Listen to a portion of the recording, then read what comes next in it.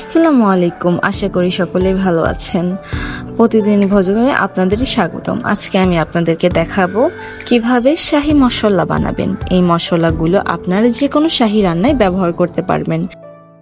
প্রথমে আমরা নিয়ে নিলাম এলাচ, তারপর দারচিনি, তেজপাতা, গোলমরিচ, গুয়ামরি,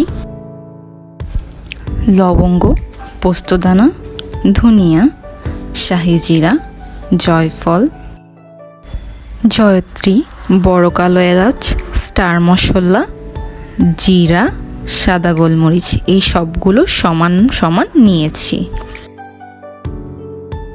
এবার আমি সবগুলো মশলা আলাদা আলাদা করে ভেজে নেব।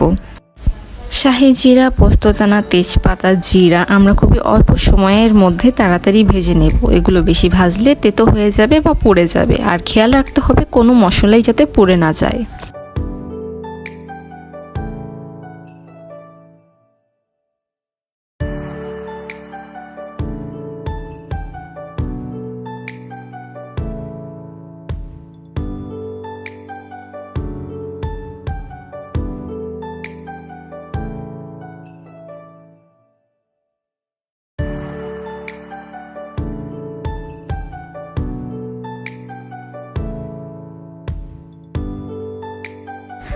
এখানে আমার সবগুলো মশলাই ভাজা হয়ে গেছে। এখন আমি সবগুলো আস্তে আস্তে ব্লেন্ড করে নেব।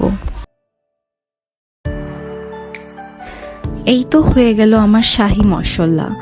এগুলো আপনারা যে কোনো শাহী খাবারে ব্যবহার করতে পারবেন। আমার ভিডিওটি ভালো লেগে থাকলে অবশ্যই আমার চ্যানেলটি সাবস্ক্রাইব করবেন এবং পাশে থাকবেন। আসসালামু আলাইকুম।